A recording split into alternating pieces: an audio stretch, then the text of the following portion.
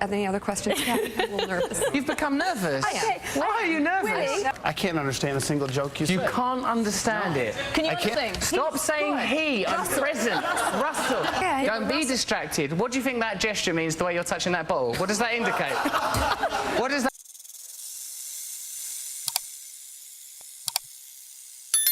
What you are about to witness is an absolute masterclass in how to deal with people who are hostile and disrespectful to you in conversation in a way that's confident and humorous, but also assertive. Russell Brand is obviously the king of charisma, and all of these little body language techniques that I'm about to break down, you can apply in your own life as well. So make sure you're taking notes and watch till the end, because there are many things that he does to try and build rapport and to try and make the interview amicable before eventually the bear is poked one too many times and he absolutely destroys them intellectually and completely outwits them. So without further ado, here we go with the clips. It's a really big deal.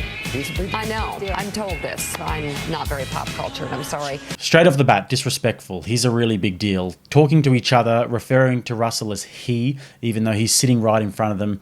Really not a good start. Comedian, movie star, author, and host of the show Brand X, Russell Brand. This summer he's in... Look at this body language right here. This is perfect. You'll see here that Russell has got his head slightly tilted like so, and his gaze is totally neutral. He's not smiling, he's not showing his teeth. That would signify insecurity. If somebody ever disrespects you and you laugh, haha, show your teeth, haha, like that, you're saying more, disrespect me more. Or if you get emotional and angry and you sort of squint your face like that, you've just shown them that if they disrespect you, they will get an emotional reaction out of you. You don't want to do either of those two. You want to stay neutral, which is exactly what Russell is doing here. His gaze says, I'm watching you. I know exactly what you're doing, and I'm not angry, but don't mess with me. Embarking on his first ever worldwide comedy tour, The Messiah Complex. Katty Kay and Brian Shackman are here as well. And Second little bit of body language here. Russell Brand sits up, he looks away, and then he flicks his hair away and diverts his attention.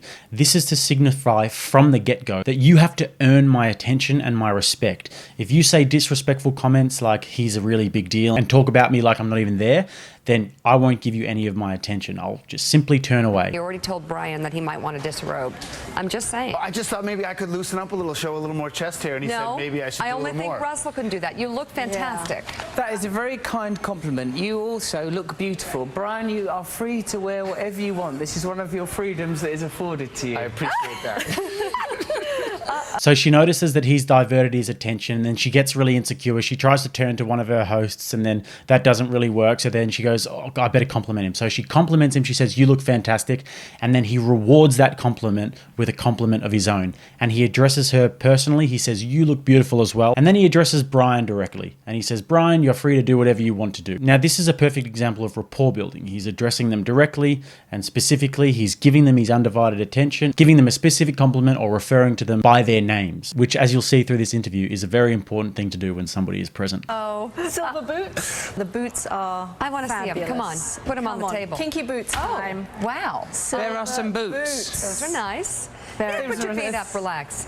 I wouldn't do that. I don't want to disrespect your program. Okay, no. You did ask to see No, the I did, boots. and I You're liked a fellow the boots. Englishwoman, so And I felt obliged. we talked about kinky boots recently. So Yes. He also then builds rapport with the English reporter by saying you're a fellow English woman, meaning that they obviously have something in common. Now, Russell Brand is an absolute genius when it comes to charisma, and he's amazing with people. And what he's done is 3 different methods of building rapport in that short space. He's given a compliment to one of the hosts, he's referred to Brian directly with his name, which is everybody's favorite word, and then he's built rapport with the third host by finding common ground. When you build rapport like this, it's very, very difficult for people to then disrespect you. So in any conversation that you have, whether that just be meeting somebody for the first time or with somebody that you know, or even if you're having a debate with somebody, building that rapport is absolutely essential, and it's a very disarming thing to do. Messiah Complex, that's the name of your tour? Yes. Do you have one? No. It's a mental illness. Right. And you don't have that either? I hope that I'm here as a fully qualified professional gentleman. None of us are Free from mental illness. free from it. None of you. This is a hotbed of neurosis and Insanity. psychosis. Yes. Oh, yeah. Oh, my word, I'm grateful to be here. Yeah. But Joe's not here, so there are no messiahs. That's true. Although we actually bring more mental illness to the table than we admit, at least on this side here, for sure. On this side, too. So tell me about the tour. You're starting in Abu Dhabi? Is that where it begins? Yeah, it's in a lot of Middle Eastern nations and South Africa and all across Europe, and of course in your wonderful country and in our country. I'm very, yeah, it's a really good tour. I'm talking about Malcolm X, Che Guevara, Gandhi and Jesus Christ, and how these figures are significant culturally, and how icons are appropriated and used to designate consciousness and meaning, particularly posthumously. And what brings all those people together? They're all people that died for a cause. They're all people whose icons are used to designate meaning, perhaps not in the manner in which they intended. I kind of like that. That sounds dead serious. Then. Yeah, It's funny when you do it as a It's joke. funny. I don't take it seriously. I'm just want to do it on stage. Now, what he's just said here is something that's extremely interesting. He's talking about these historical figures like Gandhi and Jesus and Malcolm X and Che Guevara. Super interesting, and this is like the subject matter of the show, obviously, that he's about to do, the Messiah Complex show. So there's some great food for thought here. There's some great follow-up question opportunities here. But instead of asking about that, I mean, that's not interesting and that's not really great for ratings on MSNBC. So these hosts just go back to treating him like a performing monkey. Can we get, like, 30 seconds now? Well, not really, love. I mean, Gandhi, this is go. our work. Gandhi, go. Gandhi, go. I hope that's not your message to Gandhi and the people of India. No, you know, it's funny, though, because I travel a lot. And All these people are at work, are they? yeah, they're working. They're just at work. Well, no. Work more quietly. Now, as you can see, once again, the male anchor disrespects him by treating him like a performing monkey and just saying, Gandhi, go. And the other lady was saying, can't we just get 30 seconds of it right now? And it's just disrespectful because you're literally treating him like a zoo animal. So what Russell does here is he once again diverts his attention. He's just been disrespected and he's just tried to talk to them about the subject matter of his show, which is obviously extremely important to him and extremely significant to him. And they basically didn't care. So he turns around and says, well, if you're going to disrespect me, then I'm just going to turn around when you're talking. It's a brilliant little body language technique, and you can see how insecure Brian, the host, gets here. So people, I mean, you have a pretty broad range here. I'm going to ask a serious question. Can I try? I'll try. Try. It's never Okay, going to I'll work. try. Go ahead. Everyone asks, what do you like better, TV, movies, or stand-up? But which one's more difficult?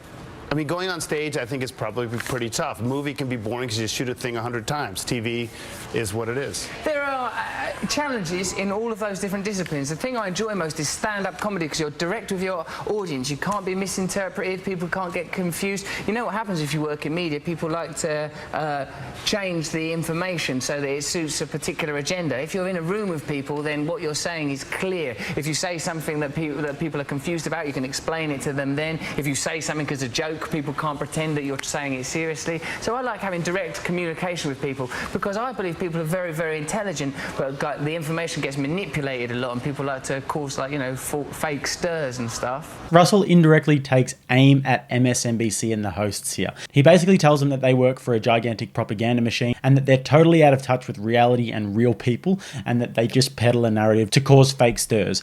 And that is exactly what's happening in this interview. There's no questions of substance happening. Basically what they want to do is just get a reaction out of Russell, get a rise out of him, be disrespectful to him, and do whatever's best for ratings. And he calls them out on that in a really brilliant way. And you can tell by his body language here that he's directly staring at them. His eyes are wide, he's making eye contact, and his body language is just nice and relaxed. He's not fidgeting or anything, and he's got a slight grin on his face, which is to signify that he's taking the piss a little bit. But watch the difference here between his body language and the anchor's body language. He's staring directly, he's intentional about what he's doing and saying, whereas when they start talking, they're fidgeting and wriggling around, they don't know where to look, they are looking at each other trying to get validation, and they can't look directly at Russell even though they're talking, to him or about him or whatever the hell they're doing. Observe the difference in interpersonal skills and in communication skills here. This just goes to show that there is levels to this shit. Funny, the accent, when I see him in person, it's totally fine. Forgetting Sarah Marshall or the TV show, it's fine.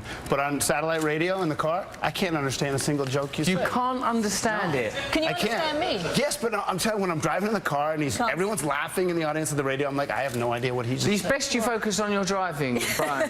You're a man, you don't want to be distracted by humour. You might crash into a pedestrian. Okay. So it's a good thing. I think it's probably for the best. I think I'm just this is my first Brand experience? brand, yeah. I think it's not listening to him, it's experience. It's just sort of taking it all in. You are talking about me as if I'm not here and as if I'm an extraterrestrial. You know I'm from a country you're that's a kind of near shop to you. window dummy. We're just sort of admiring the whole, you know, it's the whole thing, isn't it? Well, thank you for your like a casual sculpture. objectification. Now, once again, they're speaking about him like he's not even there, and Russell Brand fires the first warning shot here. He says, "You're talking about me as if I'm not here and as if I'm an extraterrestrial." This is a warning shot, and he's using humor and he's using ridicule and he's making a lighthearted joke about it. But unfortunately, they don't really heed the warning. It's an experience. I'm glad that it is positive for It's you. very positive, absolutely. Anyway. Look at that little subtle piece of body language there by Russell. He once again turns his head to the side. He's got a very seductive grin on his face and he looks her up and down like that. Russell Brand basically just undressed that anchor with that one subtle little look there, and just watch her reaction. Any other questions? I'm a little nervous. You've become nervous. I am. Why are you nervous? Really? No, You're a powerful woman. You've got a lovely job. What seems to be the trouble? I don't know. You've got a hair like Princess Diana. Oh, wow. Okay. Well, I've never When seen she that. was alive, Here's it wasn't being offensive. Here's a little subtext. Yes. I'm petrified of her, and you have her on her heels. And she's just moved down the I other end of the table. absolutely love this. Keep Willie, what's going. What seems to be the trouble, love? No, I'm good. Well, now we're going to do a Listen to that. The English lady just started calling him Willie. Nervous. Now, this is the first of many times that she does this, desperately trying to get his attention and trying to, I'm not sure, like, act like she doesn't know what his name is. You'd think, first of all, he's a gigantic celebrity. You know that his name's Russell Brand. He's even from your country and everything. And also, if you're an anchor of a news show, you probably should know the person's name who's coming on the show. So I'm not really sure what she's trying to achieve here, but what I think is probably happening is that she's trying her hardest to get an emotional reaction. They haven't been able to get a reaction out of him so far. They've disrespected him time and time again. So now she's going to try and appeal to his ego, and she's going to act like, oh, I don't even know who you are, so that his ego is triggered and he has an emotional reaction that way. therapy. Would you do therapy with Willie Brand? With who? Willie Brand. Would you do therapy with him? No. She's just said Willie for the second, third, fourth time. Willie Brand? Willie Brand. You can see now that Russell has observed it and he's just letting it slide. He's not going to give her the emotional reaction that she's obviously craving out of it. Russell's also slouched back in his seat here. This is another body language cue by him to say that he's not really taking them seriously. He's so relaxed. He's in control of the conversation. He's got them all like stuttering, bumbling messes, and he's basically just in second gear, in cruise control. Would you do therapy with Willie Brand?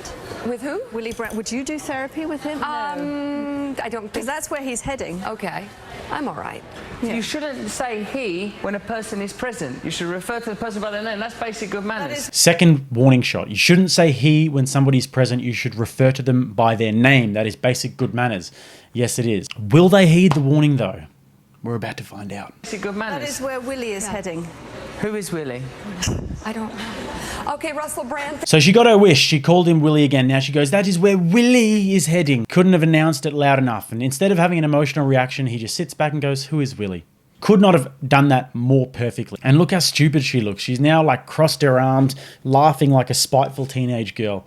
And even her hosts are completely embarrassed by this at that moment. And they have to come in and bail her out. And now this is the point where Russell has been pushed to the limit. They've poked the bear and poked the bear and poked the bear, and now the king of charisma has to come out and stamp his authority.